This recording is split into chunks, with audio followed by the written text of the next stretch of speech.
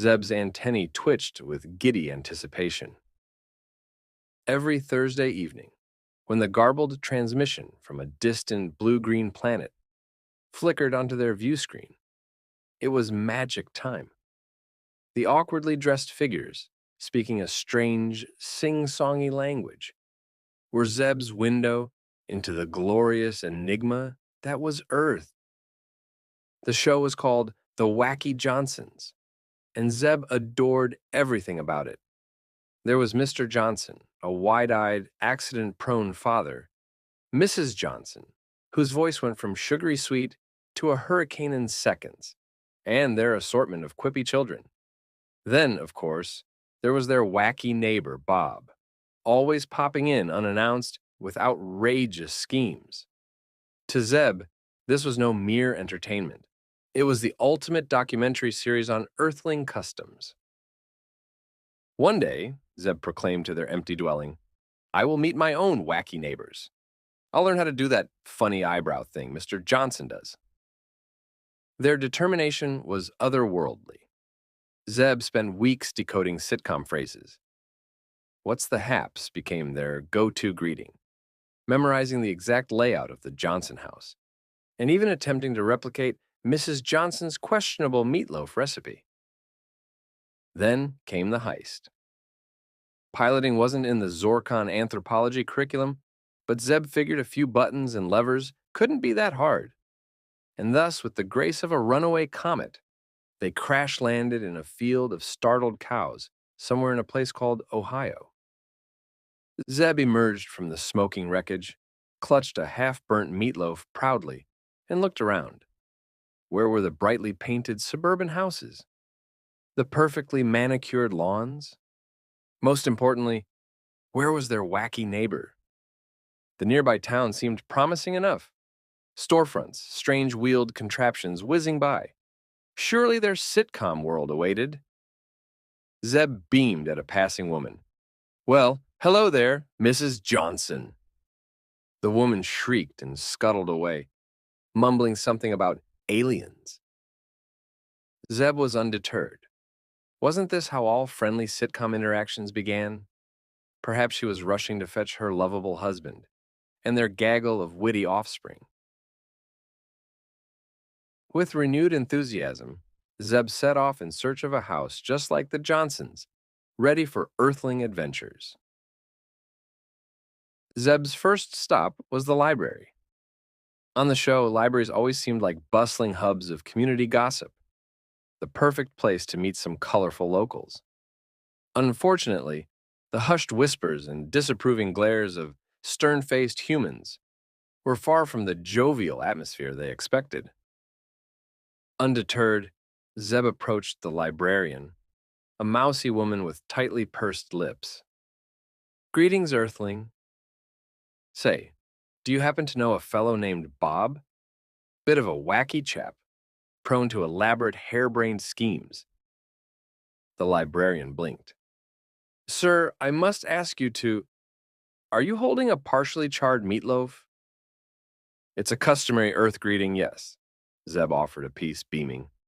Mrs. Johnson always makes it when welcoming new neighbors. The librarian paled, her eyes darting toward the emergency exit. Zeb, oblivious to her panic, continued. Now where can I find those Johnsons? I'd love to pop in unannounced, borrow some sugar, that sort of thing. Her eyes widened further. Sir, I'm not sure what sort of research you're doing, but I'm going to call security. Disappointed but still cheerful, Zeb decided a tactical retreat was in order.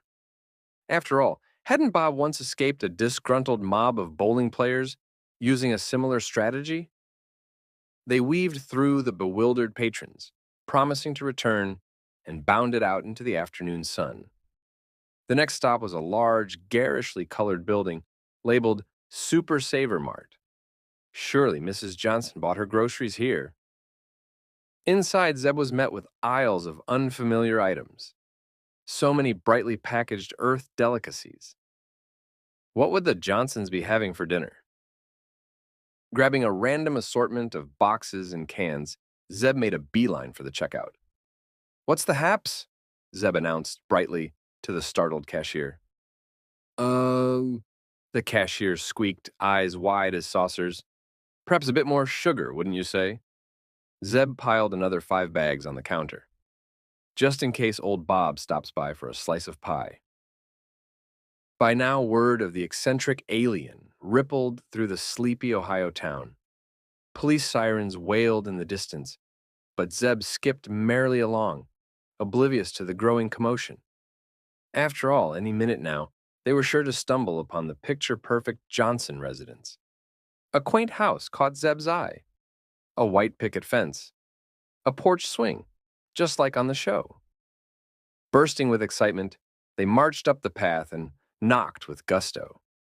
The door creaked open, revealing a middle-aged man with graying hair and a bewildered expression. "Mr. Johnson, I presume?" Zeb exclaimed, thrusting the charred meatloaf and assortment of groceries toward him. "Your wonderful wife tells me you adore meatloaf," and a touch of the unexpected. The man gaped. "Look, buddy, I don't know who you are, but I'm calling the cops." Zeb's antennae drooped in disappointment. Had their intel been wrong? Disheartened, they trudged down the garden path, just as a screech of tires heralded the police cruiser's arrival. 2 imposing officers emerged, eyeing Zeb with a mixture of suspicion and amusement. "All right, sir, what's with the costume?" one officer asked, squinting at the antennas. "Costume?" Zeb replied, genuinely confused. "But this is how Earthlings dress, is it not? I saw it on the transmissions."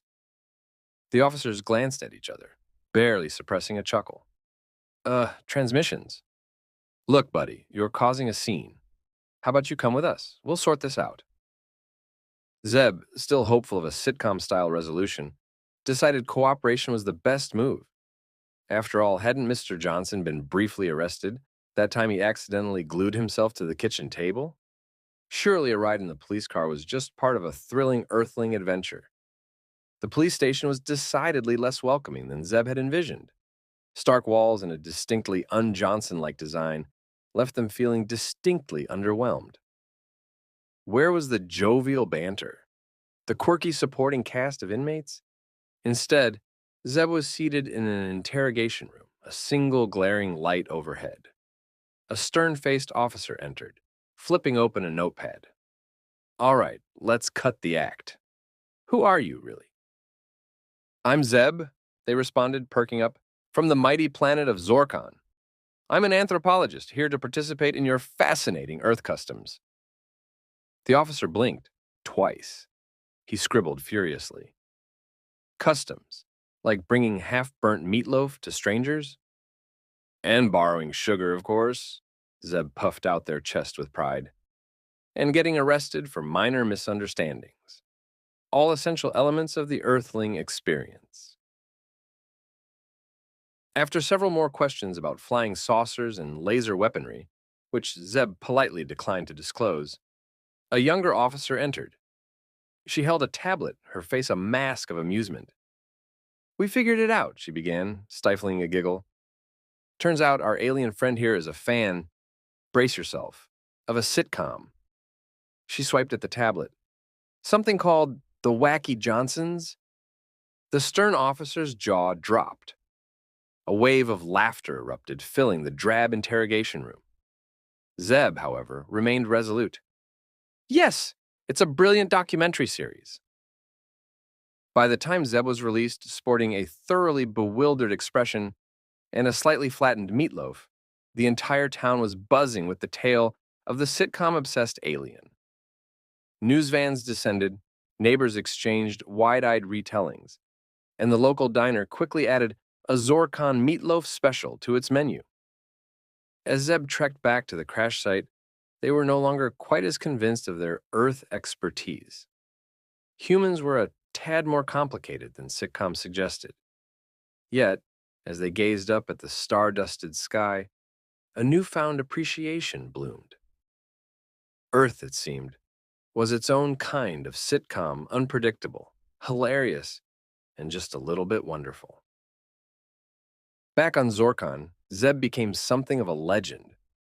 Their tales of confusing traffic lights, baffling supermarkets, and the elusive Wacky Johnson family were the stuff of Zorkon water cooler gossip.